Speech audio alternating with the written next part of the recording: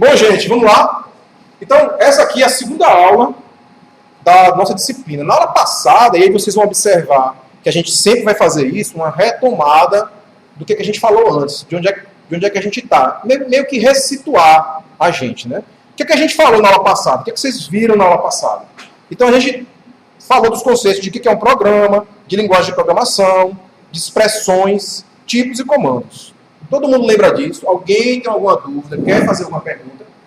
É fundamental vocês não deixarem a gente continuar a aula se você não estiver entendendo alguma coisa. E é fundamental você também tentar prestar atenção, né? É óbvio, certo? Então, assim, essa é a oportunidade que a gente tem, todo começo de aula, de relembrar algum conceito que não ficou claro, ou que eu não lembro mais, ou que eu talvez cheguei atrasado, certo? Não deveria ser algo constante. De qualquer forma, não esqueçam que no site tem os slides do curso, esses slides, e tem várias aulas, como eu estava dizendo há pouco, que estão gravadas lá para vocês reverem a aula, como essa aqui, que a gente está gravando hoje.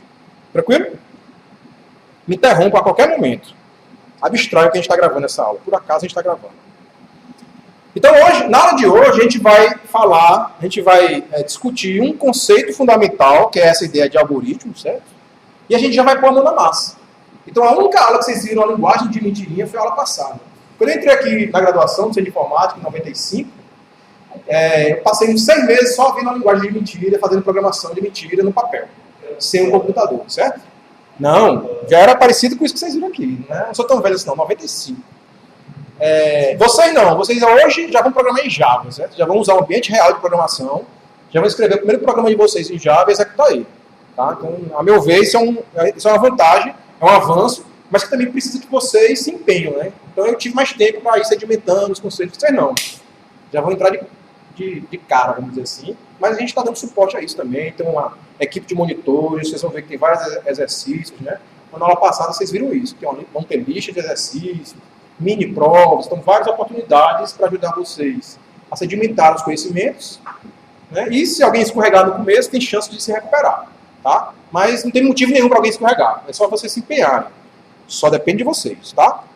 Então a gente vai falar também do ambiente de desenvolvimento que a gente vai usar, que é o Eclipse. Por acaso a gente está usando Eclipse, não tem nenhuma obrigação. O Eclipse é o melhor, não é? A gente não está preocupado com isso, a gente não quer discutir isso. Agora, de fato, o Eclipse é um padrão na área. É um dos padrões, é um dos grandes padrões. As empresas de desenvolvimento usam Eclipse, não só para Java, diga-se de passagem, mas para vários outros ambientes de desenvolvimento. Pode perguntar.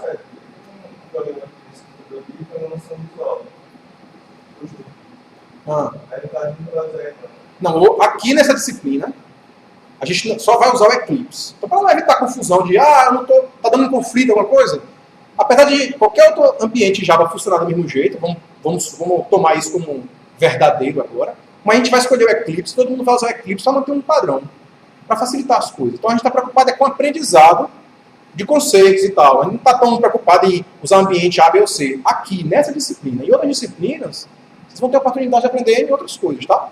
Então, eu entendo até a ansiedade, né, de querer usar, ver outra coisa, ou alguma coisa que alguém falou, tá? Mas pelo menos as escolhas que a gente faz também tem um porquê. Às vezes é didático, ou pedagógico, mas essa de Eclipse é prático. É um ambiente usado na prática em empresas reais de desenvolvimento de software, certo? Desculpa, fala mais alto. Essa disciplina de introdução à programação para a sexta computação. Muito bem. Não tem problema, pode perguntar. Então a gente vai ver a estrutura mínima de programa em Java, exemplos de palavras-chave, né, reservadas da linguagem Java. Então como é que eu escrevo como é que eu declaro uma variável? Como é que eu digo uma variável do tipo inteiro? Como é que eu declaro um comando de repetição? E assim por diante. Né? Como é que eu declaro identificadores? E assim por diante. Variáveis. E aí vamos lá. Ok, gente? Me interrompam, não deixem eu ir adiante. Então a primeira coisa, esse é um conceito bem fundamental, né? Que é a ideia de algoritmo. Então, qual a importância de a gente estudar um algoritmo? Então, antes que o computador tenha um texto, né, possa executar uma tarefa, eu tenho que fornecer um algoritmo, ou seja, um conjunto de instruções para dizer para esse computador o que ele vai fazer. Desliguem os monitores aí, quem chegou por último. Loga na máquina, desliga o monitor, deixa logando. Certo? Para a gente se concentrar. Então, esse programa, esse conjunto de instruções que a gente vai definir o que o computador vai executar, a gente está chamando de algoritmo. Mas a gente pode ser um pouco mais preciso na hora da gente definir o que é um algoritmo, certo? Então, Então, o objetivo aqui agora vamos apresentar esses conceitos fundamentais sobre algoritmos, em especial como a gente representar eles. A gente vai ver que existem várias formas de representar. Então, antes da gente partir para a programação, por exemplo, a gente pode fazer no papel, usar a simbologia para tentar representar algoritmos, e aí facilitar na hora de programar, em especial quando é alguma coisa complexa, certo? Se for alguma coisa simples, em geral, a gente não vai investir, para não dizer perdeu, investir um tempo em ir para a prancheta, vamos dizer assim, projetar o programa, né? Então a gente vai fazer programas mais simples aqui, na maioria dos casos, os algoritmos vocês vão fazer de cabeça, ou na cabeça de vocês, tá? Não tem nenhum problema em ir para o papel, é bom se organizar, se planejar. Então, tudo vai depender. Mas vamos ver. Então, para a gente entender e segmentar um pouquinho o conceito de algoritmo, aí é importante a gente diferenciar o algoritmo e a representação dele, vamos dizer assim. Então, a primeira coisa, o algoritmo é algo abstrato, né? É uma ideia, é uma ordem de que as coisas vão ser executadas, algo assim. E a gente pode representar um mesmo algoritmo de diferentes formas. Tá? Então, se eu disser assim, ó, descreve aí para mim, representa de alguma forma que você queira, o algoritmo que vai converter uma temperatura de graus Celsius para graus Fahrenheit. Como é que você vai fazer? Então, você pode escrever um texto, ou só falar, ou desenhar num quadro. Tá? Então, eu posso ter uma representação algébrica aqui, ó. Então, para eu converter uma temperatura em Celsius para Fahrenheit, eu multiplico por 9, divido por 5 e somo 32, né? Então, eu tenho uma representação algébrica de como é que eu vou executar um conjunto de passos, quais são esses passos, em que ordem eles vão ser executados, para eu transformar uma temperatura que está em graus Celsius para graus Fahrenheit. Certo? Outra coisa é escrever um texto, uma representação literal, ou em linguagem natural, como a gente diz. Em português, ou em inglês, ou em russo, como preferir, certo? Não tem problema. Agora, tem alguns conceitos aí mais formais, quando a gente vai falar em algoritmo. O que é o algoritmo? Então, se numa prova, por exemplo, a gente perguntar o que é um algoritmo, aí você tem que ser um pouco mais preciso, um pouco mais formal na hora de dizer o que é um algoritmo. Então, tem conceitos aí, ó, são poucos, mas são bem claros. Então, a primeira coisa, um conjunto ordenado de passos. Passos executáveis. Então, não adianta eu dizer que tem um passo que não dá para executar. Então, não tem como eu rodar, vamos dizer assim, esse algoritmo, certo? Então, primeira coisa, tem que ter uma ordem entre os passos, que é o primeiro, o segundo, o terceiro, né? E assim por diante, de passos executáveis, não ambíguos. Então, quando eu te dou uma ordem, não é possível mais do que uma interpretação para aquela ordem. Isso é que é não ambíguo. Em português é muito fácil a gente falar uma frase, ou mesmo escrever uma frase, e ela é interpretada de maneiras diferentes. Em especial em português, que é uma língua com muitas palavras com sinônimos e tal. Não é isso? Vocês mandam e-mail para um cara, você está quase dizendo que ama o cara, se você for mulher, certo? Mas o cara acha que está xingando ele porque ele leu de uma forma, sei lá, ele estava mal naquele dia, ele está interpretando tudo errado naquele dia. É muito comum que isso aconteça, né? Briga por e-mail, às vezes o cara não está querendo ser grosseiro com você e você acha que está, né? Algo assim. Então, ó, ordem, passos executáveis não ambíguos, isso é muito forte, e que define o processo que termina. Então tem três coisas básicas aí, ordem, não ambiguidade e terminação. São três conceitos fundamentais quando a gente vai definir o que é um algoritmo, ou melhor, quando a gente vai definir um algoritmo. Então o que nós vamos fazer aqui? Todo programa da gente tem que ser um algoritmo. No caso, esse de não ambíguo seria a objetividade. No caso, a ideia de ser não ambíguo é ser objetivo. Mas veja lá, a gente vai usar uma linguagem de programação, não vai? Então a linguagem de programação da gente é que é não ambígua. Se eu pegar um dicionário de português e pegar a palavra, sei lá, saudade ou qualquer coisa assim, qualquer palavra, pode ter lá mais de uma definição para aquela palavra. E, aliás, às vezes, dependendo da palavra, definições que não tem nada a ver uma com a outra. Não é isso? Numa linguagem de programação, não. Se eu escrever um dicionário de linguagem de programação, cada palavra tem apenas um significado e ele é preciso. É isso. Então, por isso que a gente tem a linguagem de programação. É a forma de tirar aí a ambiguidade. Se eu escrevesse em português e alguém for interpretar aquilo e executar, a gente está perdido. Tranquilo? Faz sentido, não faz? Perguntem se tiver alguma dúvida. Então, vamos lá. Vamos exercitar isso daí. Primeira coisa, a ordem, né? É importante ter uma ordem. Então, eu tenho que ter uma estrutura bem estabelecida quanto à ordem dos passos que vão ser executados. Então, se você tem um algoritmo aqui para fazer um sanduíche, por exemplo, eu vou dizer, corte o pão em duas partes, abro o pão, insiro o queijo no pão e fecho o pão. Se eu mudar qualquer ordem disso daí, eu posso ter problemas, certo? O queijo vai ficar em cima, ou eu vou cortar o pão. Se bem que em tese eu posso cortar o pão depois, né? sei lá, viro, dobro o quê? Vai dar um sanduíche diferente. A questão é essa. Pois é, então depende da entrada, muito bem, boa observação. Depende da entrada, se o pão não for um pão francês, né? Como assim cortar em duas partes? Isso pode estar ambíguo, realmente. Então, o importante é eu definir que língua é essa? O que essas palavras significam? É óbvio que isso não é uma linguagem de programação ainda. Vocês viram que ela é bem mais direta, é bem mais precisa. E olha que a gente só usou a linguagem de mentira até aqui, certo? Não foi a linguagem de verdade que a gente usou. A gente usou um pseudo-algoritmo, a gente chama aquela linguagem lá. Mas perceba que se eu mudar a ordem aí, ou eu não vou ter um sanduíche no final, ou pelo menos ele vai ser diferente, dependendo da ordem em que eu executar ou algo parecido com o sanduíche. Beleza. A outra coisa, não pode ser ambíguo. Ou seja, informação sobre o estado do programa. O que é o estado do programa? Hein? Alguém sabe o que é o estado do programa? O estado de um programa é o valor ou os valores de cada variável daquele programa. Isso aqui é o estado dele, certo? Então, se eu tenho um programa que tem duas variáveis, qual é o estado do meu programa? É x tem valor tal, y tem valor tal. Pronto, esse é o estado do meu programa. Então, só as informações sobre o estado do programa devem ser suficientes, ou apenas aquelas informações devem ser suficientes para eu determinar de maneira unívoca, ou seja, unicamente, qual é a ação que eu vou tomar. Então, lembra que a gente pode botar assim, ó, se x maior que 10. Essa decisão aí tem que ser sempre a mesma, dado um valor de x. Então, dado o estado do programa, certo? Claro que depende do x. Mas dado que x é 20, a decisão sempre é a mesma. Aí o que eu falei mesmo? X, o quê? Maior que 10, né? Então, é verdadeiro nesse caso. X é maior que 10, é 20. Tranquilo? É isso que a gente está dizendo aqui. Ou seja, não requer criatividade, não requer interpretação, ou vou tirar dúvida com alguém, vou perguntar para alguém, não. Eu olho para o valor das variáveis e tomo a decisão, e ela sempre vai ser a mesma se os valores das variáveis forem os mesmos. Isso aqui é não ambiguidade.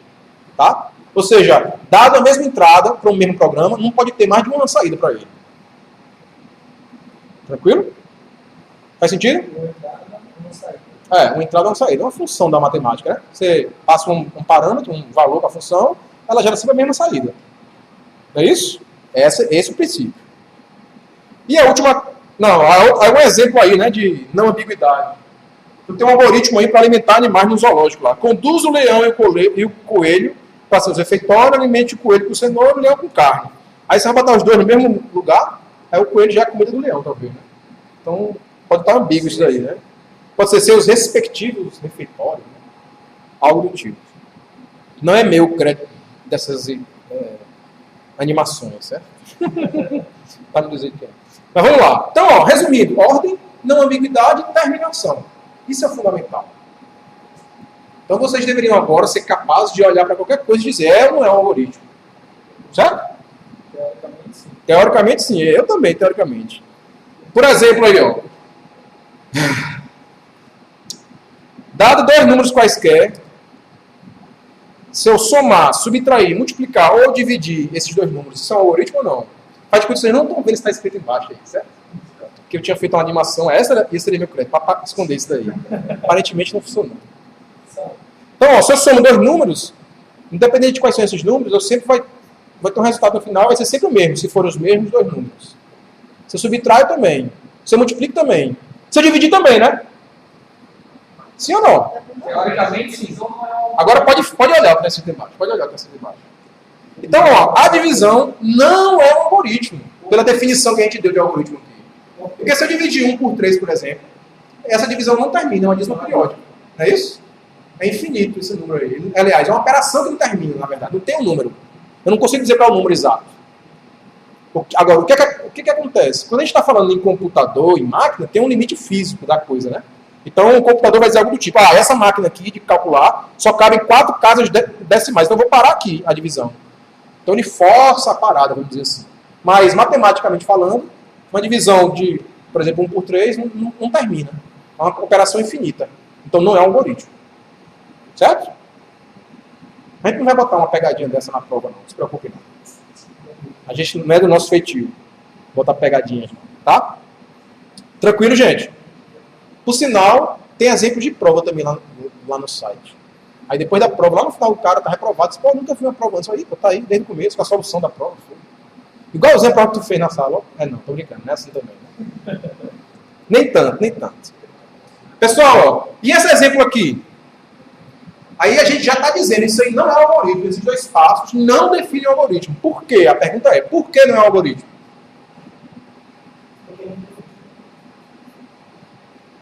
Não termina? Termina ou não termina? Qual é o problema? Para ser um algoritmo, tem o que mesmo? Ordem, não ambiguidade, ou seja, precisão, e término, e fim, exatamente. E aí? Por que não tem término?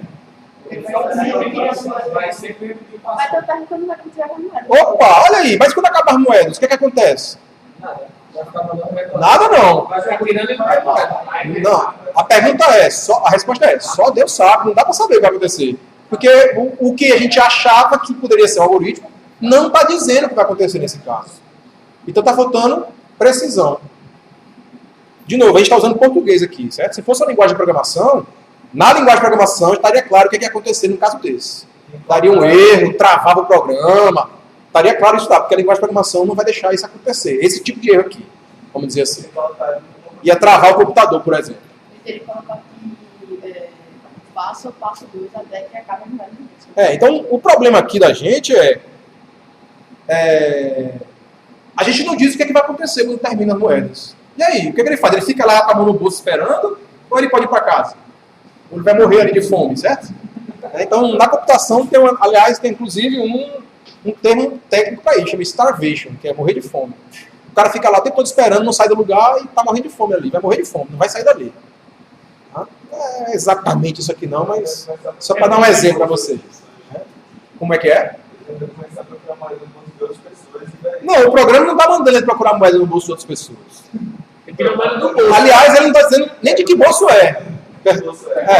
Então veja lá, a gente quer dar um exemplo aqui, simples de ambiguidade. A gente escreveu aí 10 palavras, ou menos que 10 palavras, e tem vários exemplos de ambiguidade que nem a gente pensou quando escreveu isso. Vocês verem que por isso é que a gente no computador não consegue ler um texto e saber exatamente o que vai fazer. Apesar de ter situações muito sofisticadas que já fazem coisas muito interessantes com isso. Não é o caso da gente ainda aqui. A gente está preocupado em programar primeiro. Em fazer essas coisas sofisticadas, certo? Nós aqui vamos fazer isso. Então, a intenção aqui foi simular ou exemplificar um caso de ambiguidade. Tá? Então, num programa a gente não vai fazer isso, até porque, em geral, a linguagem de programação, alguns até impedem que a gente faça isso. A gente não tem nem como criar uma ambiguidade na linguagem de programação. Ela já é restrita. Mas muito bem, vamos deixar de conversa e vamos programar. Meter a mão na massa. Então, até aqui a gente usou um pseudo-algoritmo, que é a linguagem imaginária, né, que eu estou chamando aqui. Mas o fato é que a gente vai imediatamente pôr a mão na massa e começar a programar em Java. Então, ó, vamos retomar a partir do exemplo, de um dos exemplos da aula passada aí. Então, tinha lá um pseudo-algoritmo que tinha essas 5 linhas aí. O que é esse pseudo-algoritmo, esse programa aí de mentira? Isso que significa, né, pseudo-algoritmo. O que ele está fazendo aí? O que ele está dizendo que faz, aliás?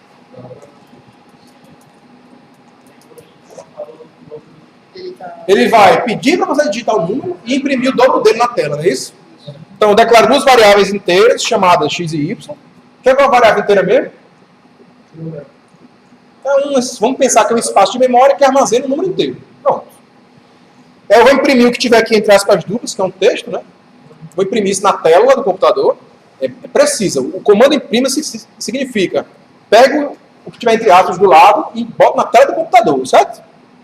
Leia x, já começa esse negócio.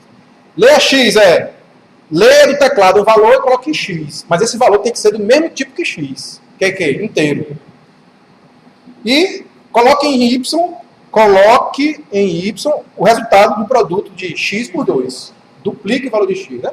E aí imprima na tela o valor de y. Então o cara vai digitar um número, eu boto 10 vai imprimir 20. Diga lá, pergunta. Se fosse o valor real. Se x fosse o valor real. Vamos lá. Para essa nossa linguagem de mentira aqui, como ela é de mentira, eu que mando nela, pois ele não pode ser real. Mais fácil, né?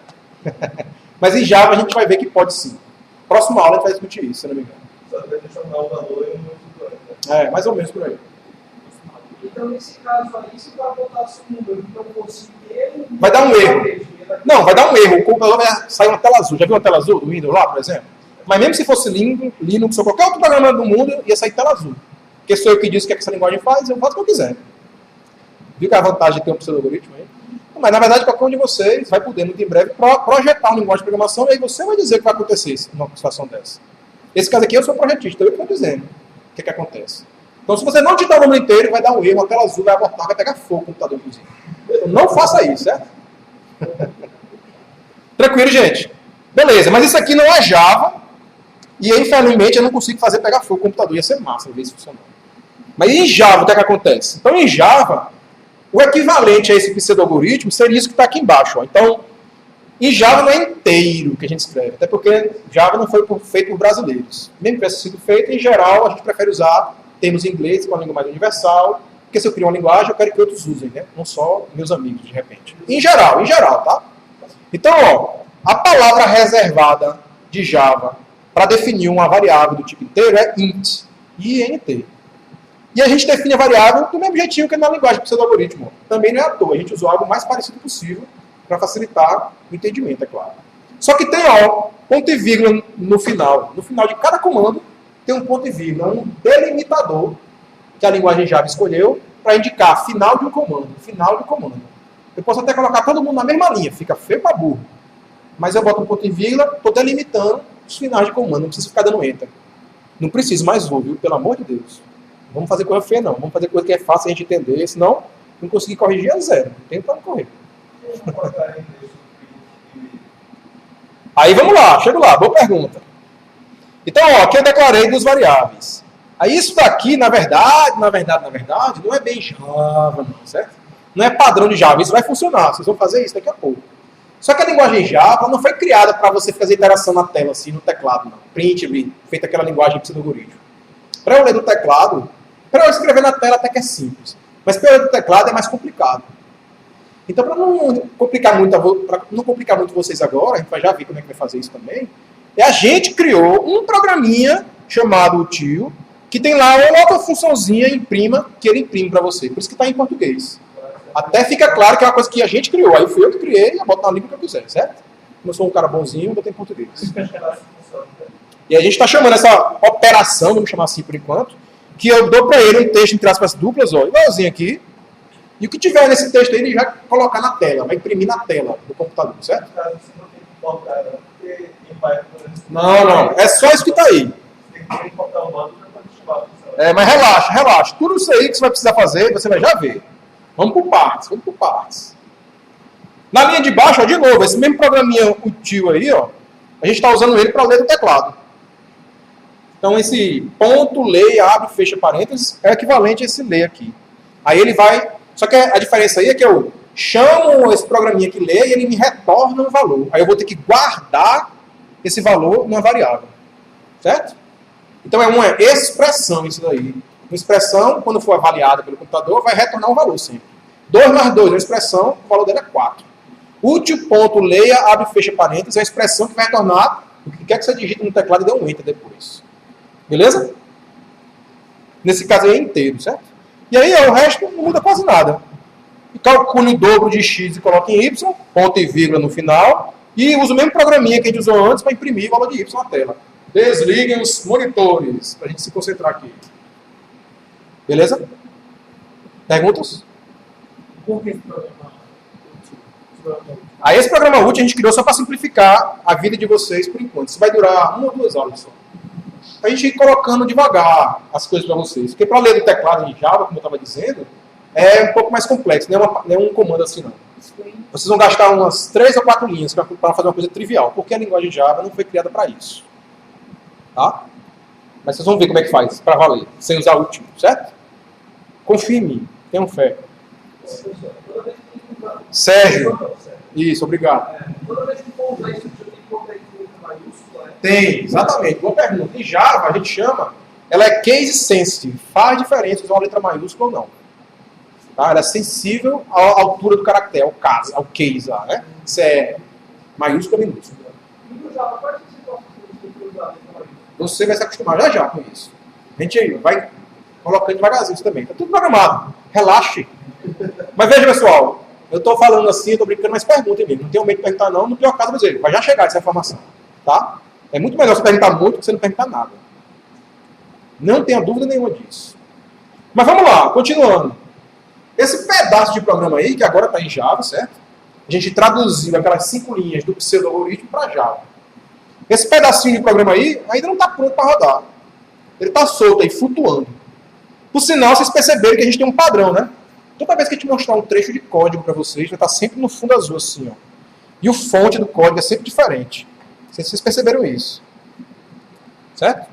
Ó, esse aqui está com fonte, esse aqui está com outra fonte. É um padrão que a gente usa para deixar claro. É um pedaço de programa isso daí. Do jeito que está aí, você vai botar no computador. Certo? Então, ó, esse pedaço de programa tem que estar dentro de um programa completo, vamos dizer assim, para ele funcionar, para poder ser executado. E em Java, no mínimo, o que você vai ter que ter como um programa para poder rodar ele no computador, como a gente vai fazer daqui a pouco, é isso aí, ó. Então a gente tem, de novo, a gente está mostrando as coisas sem explicar muitos detalhes, porque não vai valer a pena explicar esses muitos detalhes agora, tá? Então, ó, todo programa vai começar para a gente, por enquanto, assim. Public class não vai ser diferente disso. E aí você vai botar o nome do seu programa. Aí é o que você quiser. Nesse caso aí é meu primeiro programa. Pode ser meu nome, o nome da sua mãe, o que você quiser. Abre chaves, só um segundo. Abre chaves, fecha chaves. Então, ó, em Java, a gente usa chaves, abre e fecha chaves, para delimitar o que a gente chama de blocos. Então, se eu estou abrindo uma chave aqui, eu vou ter que fechar ela em algum momento e vou dizer que tudo que tiver entre esse abre chaves e esse fecha chaves está dentro do meu programa. Certo? Ah, Sérgio, tem outro fecha chaves aqui. Mas esse fecha chaves está fechando essa que eu abri aqui agora. O que esses caras estão... E o que esses caras estão delimitando aí? Então, dentro do meu primeiro programa, a gente tem uma função, vamos chamar assim por enquanto, chamada main, principal. A função principal. É a função que vai executar quando eu disser assim para o computador, execute meu primeiro programa. Então, tudo que tiver aqui dentro vai ser executado. E essa função principal sempre vai ter que ser definida assim. Public, static, void, main, abre parênteses, string, abre colchete, fecha colchete, espaço, args, fecha parênteses. Abre chaves, o que você quer lá dentro, fecha chaves. O cabeçalho é sempre esse, isso. Vamos chamar de cabeçalho. Então vamos encarar exatamente desta forma. Vai ter que ter um cabeçalho aqui antes, e vai ter que ter um rodapé aqui, para esse programa poder executar. O que é esse cabeçalho pra gente? Por enquanto é isso aqui, esse cabeçalho, né? É isso que a gente está vendo aqui, ó. Só um segundo. Cabeçalho é isso aqui. E eu tenho a liberdade de mudar o nome do programa, porque eu quiser. Só isso. E o rodapé sempre é isso aqui, ó. Fechar a chave 2 vezes. Que é fechar a chave da operação e fechar a chave do programa, certo? Pode falar. Esse cabeçalho vai ser esse mesmo para Java? Isso aí é Java já. Não, isso aí é Java já. Esqueçam do pseudo-algoritmo. A gente só está falando de Java a partir de agora. Aí não vai mudar. Todo programa que você fizer vai ser assim. Até que eu diga alguma coisa diferente. Certo? Não sei o que é isso. A gente não falou disso ainda. Cuidado. De novo, é muito comum que dentro da turma aqui tenha pessoas de diferentes níveis. Gente que já programa, inclusive. Até que já trabalhou, que trabalha, que já cursou essa disciplina. E gente que, como eu, entrou no primeiro período sem nunca nem ter pego no mouse, querendo apertar o acelerador assim, no mouse, certo? Não o acelerador. Eu era assim no meu período, certo? Aí vamos lá. O que eu queria, na verdade, por enquanto, é que vocês encarassem isso aqui realmente como... Como é teu nome? Como o Thiago disse aqui. Ele foi perfeito. Um cabeçalho pra gente. Tá? O máximo que eu posso explicar, para não ser um cara muito chato, é... Isso aqui é o meu programa, que eu começo e termino aqui. E isso aqui é uma operação do meu programa. Uma função. E eu estou dizendo o seguinte, o nome dessa função é main, principal. Esta é a função que vai ser executada toda vez que eu mandar rodar o meu programa. É a função main. Então, o que é que eu vou fazer com aquele pedaço de programa de antes? Colocar ele dentro da função main, certo? Como assim dentro da função main? Entre o abre e o fecha chaves. É dentro da função main. Beleza, gente? Depois a gente pode conversar. Aí eu converso melhor com você. Mas, por enquanto, vamos devagar para não confundir a turma. Então, a gente tem que dar uma explanação geral. Ó, outra coisa, ó, palavras que estão nessa cor aqui, roxa, são palavras que a gente chama de reservadas. Ou seja, public é uma palavra reservada em Java, que tem lá um significado público, né? Alguma coisa pública. A gente vai discutir isso também, mais para frente um pouquinho. O que é que significa ser uma palavra reservada? Eu não posso declarar uma variável com aquele nome ali, public. Nem class, nem static, nem void, nem int. São palavras reservadas. Tá? Já pensou int? Como assim int? É o nome da variável ou o tipo que você está querendo criar? Int public. Opa, public vai começar um programa ou public é o nome da variável? Então, palavras que são reservadas, a gente não usa para criar o nome da variável. Bota o nome lá, o seu nome que é mais bonito, em vez de public, por exemplo. Ou um nome que faça sentido. Né? Esse é o preferível sempre. Um nome que faça mais sentido para o que você quer com aquela variável. Tá? Sempre é essa a decisão. Muito bem. Então está aí completo o primeiro programa Java da gente. Então a gente traduziu aquele pseudo-algoritmo para código Java e colocou dentro de um programa que é esse public class e, por sua vez, dentro da função principal, da operação principal desse programa, que é o main. Então dentro do main tem lá, declara as variáveis inteiras x e y. Imprima na tela do usuário, digite o número, leia do teclado um valor inteiro e coloque em x, duplique x e bota a resposta em y, imprima y na tela do usuário. Tranquilo, gente? Alguma dúvida até aqui? Para frente deve ter muito ainda, mas até aqui não, certo? É até aqui que eu estou preocupado. Cuidado. Vamos devagar para a gente não se atropelar. Então, em Java, um programa é sempre criado numa classe. Então, class, dá para deduzir, o nome é classe. Então, alguém que já ouviu falar de orientação a objetos e tal, vou falar de objetos, de classes. A gente vai tirar essas dúvidas, vai explicar melhor o que é cada coisa dessa. Não hoje, tá? Não hoje ainda. Então, ó, nesse endereço aqui embaixo, tem um roteirozinho que vocês vão executar, então pode ligar os monitores aí. E nesse roteiro, a ideia é que ele deve ser um roteiro que vai guiar você a fazer o exercício sem precisar de apoio de ninguém. Porque você pode fazer isso em qualquer lugar, a qualquer momento. Não significa que você não pode me chamar se tiver alguma dúvida. Por favor, faça isso. O colega, ou um monitor, certo? Mas a ideia é que as informações estão lá para tentar... Poxa, como eu nunca faço tal coisa? Eita, lembro, está lá naquele roteiro. Você vai lá e procura, ao invés de depender de outra pessoa, certo? Então, sigam passo a passo. Não, atenção, ó, atenção aqui um segundo mais. Não pulem nenhuma linha desse roteiro. Faça do jeito que está lá. Tem umas considerações, eu até coloquei hoje, para quem já viu esse roteiro antes, eu coloquei hoje lá, está em vermelho e negrito. Esse roteiro ele foi feito com base numa versão específica do Eclipse, que já pode ter evoluído muito. Ou pouco, ou médio, ou involuído também, não sei. Então, nem sempre vai estar preciso as palavras que estão lá, mas a ideia geral, com certeza. Principalmente no que diz respeito a Java. Que esse roteiro está ensinando você a usar o Eclipse, certo? É isso que eu estou falando. No que diz respeito ao Eclipse, pode ter algumas diferençazinhas. Então, vamos acessar esse roteiro e me chamem se tiverem alguma dúvida.